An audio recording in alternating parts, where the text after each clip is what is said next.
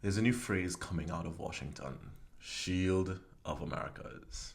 Now, on the surface, it is being presented as a security initiative, something aimed at cartels, trafficking, border control, cooperation across the hemisphere. The March 2026 Joint Declaration speaks about stronger bilateral and multilateral cooperation, countering narco-terrorism and trafficking, improving border security and protecting critical infrastructure. But the deeper story is bigger than that. What we are really looking at is the United States trying to tighten its grip on the Western Hemisphere at a time when the world is becoming uncertain, more competitive, and openly more multipolar. That is the part I think we need to pay attention to. Because this is not just about crime and drugs and migration, it's about the return of hemispheric control as a major American priority. And that is not speculation. The Trump administration's 2025 national security strategy says very clearly that the United States will assert what it calls a Trump corollary to the Monroe Doctrine. The language is blunt: secure the hemisphere, limit hostile outside influence, prevent rival powers from controlling strategic assets, and work with governments across the Americas against criminal and transnational threats. That is the real frame for Shield of the Americas. So if you want to understand what this initiative is, the simplest way to put it is this. It looks like Washington is trying to build a tighter US-aligned security architecture across the Americas for a more unstable world. And in a more unstable world, geography starts to matter again. Sea lanes matter, ports matter, energy corridors matter, migration routes matter, digital infrastructure matters, and small states in strategic locations suddenly matter much more than before. That is where Trinidad and Tobago comes in, because when Washington looks south from Florida into the Caribbean basin, it does not only see island states. It sees positions, it sees access points, it sees maritime space, it sees energy relevance. It sees countries that can either anchor American influence or leave room for somebody else. And Trinidad sits on one of the most sensitive positions in the wider southern Caribbean.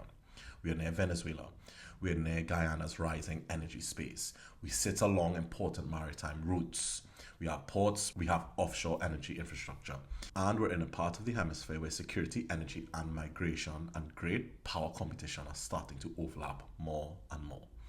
So when Washington launches something like the Shield of Americas, Trinidad should not think of itself as watching from outside. We are inside the map. Now, based on what has been released publicly, there seems to be four main tasks in this new initiative. The first is closer security coordination. The declaration makes clear that the US wants stronger cooperation between states, not loose and occasional partnerships. The second is border and trafficking control. That includes narco trafficking, organized criminal movement, illicit finance, smuggling routes, and the wider policing of movements across land and sea. The third is protecting critical infrastructure. And that is an important phrase because once critical infrastructure comes into the conversation, this is no longer just about police operations. Now you're also talking about ports, offshore energy, communications, transport nodes, and the physical systems that make the region function. And the fourth is the geopolitical piece. Even if it was not always said openly, the State Department and Summit reporting make clear that this is also tied to pushing back foreign interference and limiting the influence of rival powers in the hemisphere. That matters because we are no longer in the old post-Cold War world where the United States could assume it had no serious challengers close to home. China is active in Latin America and the Caribbean through infrastructure, finance, technology, energy, logistics, and long-term state relationships. China's own policy paper on Latin America and the Caribbean makes that very clear. It speaks not just about the trade, but about energy, transport, digital connectivity, finance, and maritime cooperation, science and technology, and deeper state-to-state coordination. So what we are watching now is a response. Washington is looking at a more crowded world and saying, before anything else, secure the hemisphere. That is why the Trump corollary really matters. And for Trinidad and Tobago, that creates both opportunity and risk. The opportunity is obvious enough. A country like Trinidad could become more important to Washington than before.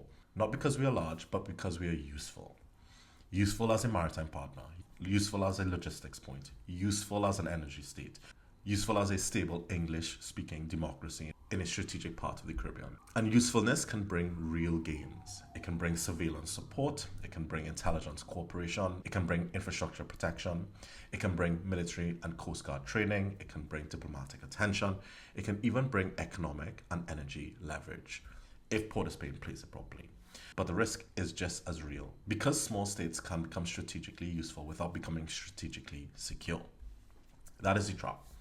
A country can find itself pulled deeper into a security architecture designed by bigger power, asked to cooperate more, asked to align more, asked to host more, asked to watch more, and still not get enough in return. So the question for Trinidad is not simply, should we engage? We probably will engage. The real question is, on what terms? What should Trinidad and Tobago want to get out of this? First, Trinidad should want real maritime capability. Not vague promises, not just summit language, real radar coverage, maritime domain awareness, intelligence sharing, coastal surveillance, drone support, and stronger interdiction capability. If we are relevant to Southern Caribbean security, then our own waters should become more governable as a result. That would fit directly with the initiative's stated focus on trafficking and border control. Second, Trinidad should push for protection of critical infrastructure. If Washington now says infrastructure security is part of hemispheric security, then Trinidad should ask for support protecting ports, offshore installations, energy assets, cyber systems, and transport links.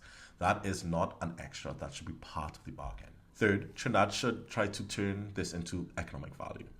This is where small states often make mistakes. They accept the security role but do not extract enough in return. Trinidad should be looking for investment, upgrades, technology partnerships, logistics support, and energy-related advantages that strengthen the country in practical terms. Fourth, Trinidad should defend room for maneuver.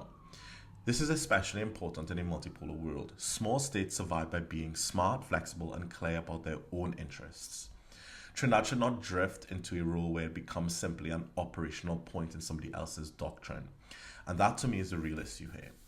Shield of Americas is not just about the present, it's about the shape of the coming order in our region. The United States is signaling that it wants to reassert primacy in the Western Hemisphere.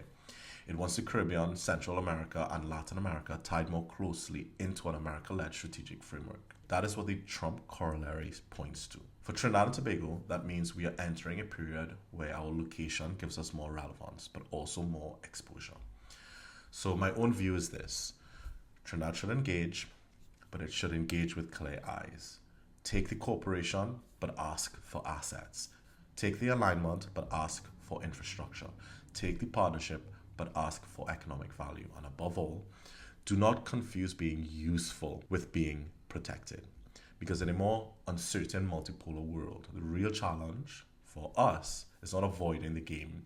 It is knowing how to play it without being swallowed by it.